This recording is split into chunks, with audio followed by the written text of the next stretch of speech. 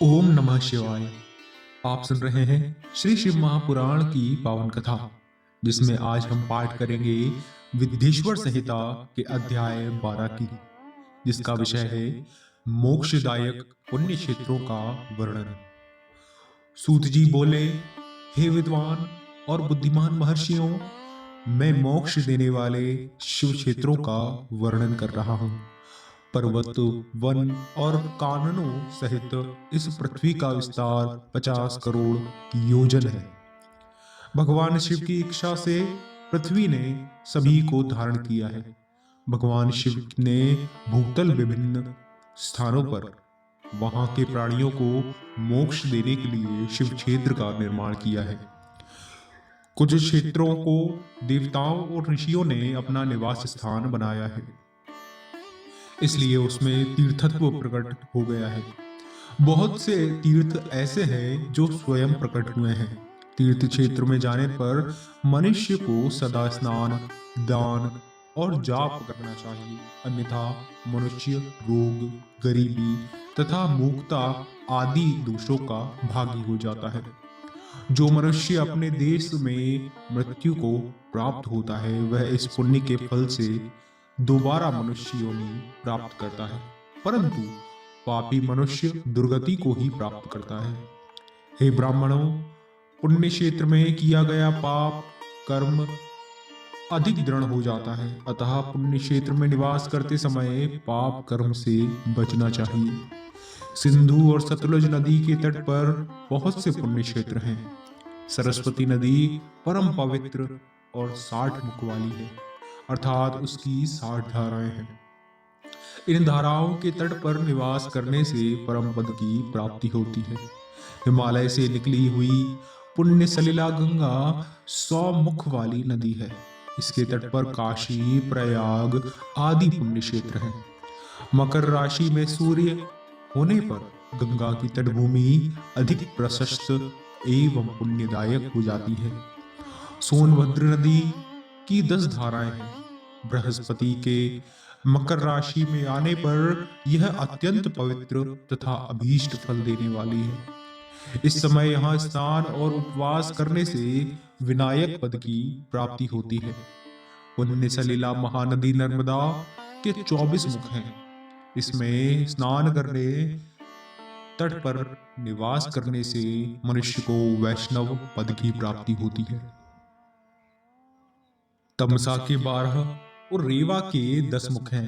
परम पुण्यमयी गोदावरी के 21 मुख हैं।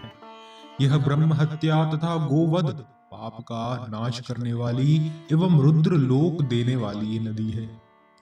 कृष्णवेणी नदी समस्त पापों का नाश करने वाली है। इसके 18 मुख हैं तथा यह विष्णु लोक प्रदान करने वाली है। तुंगभद्रा 10 मुखी है एवं ब्रह्म लोक देने वाली है। सुवर्ण मुखरी के 9 मुख हैं। ब्रह्मलोक से लौटे जीव इसी नदी के तट पर जन्म लेते हैं। सरस्वती नदी, पंपा सरोवर, कन्याकुमारी अंतरीप तथा शुभकारक श्वेत नदी सभी पुण्य क्षेत्र हैं। इनके तट पर निवास करने से इंद्र लोक की प्राप्ति होती है।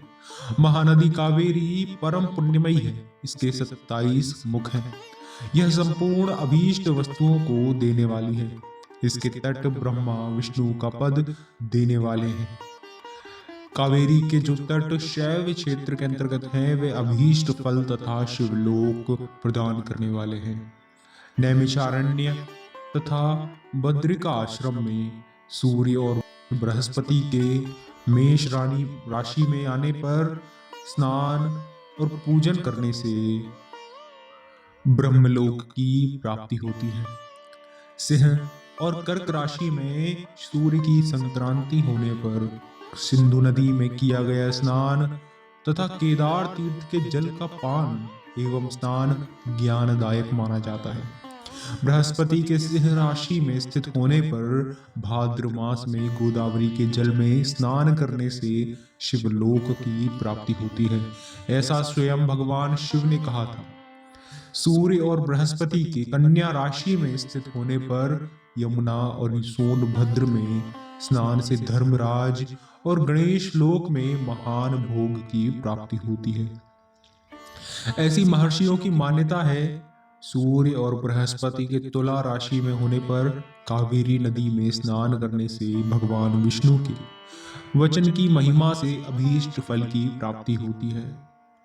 मार्गशीर्ष माह में सूर्य और बृहस्पति के वृश्चिक राशि में आने पर नर्मदा में स्नान करने से विष्णु पद की प्राप्ति होती है। सूर्य और बृहस्पति के धनु राशि में होने पर सुवर्णमुखी नदी में किया स्नान शिवलोक प्रदान करने वाला है। मकर राशि में सूर्य और बृहस्पति के माघ मास में होने पर गंगा जी में किया गया स्नान शिवलोक प्रदान करने वाला है। शिवलोक के पश्चात ब्रह्मा और विष्णु के स्थानों में सुख भोग कर अंत में मनुष्य को ज्ञान की प्राप्ति होती है। माघ मास में सूर्य के कुंभ राशि में होने पर फाल्गुन मास में किए गंगा तट पर किया श्राद्ध पिंडदान अथवा तिलोदक दान पिता और नाना दोनों कुलों के पितरों की अनेक पीढ़ियों को उद्धार करने वाला है। गंगा व कावेरी नदी का आश्रय लेकर तीर्थवास करने से पाप का नाश हो जाता है।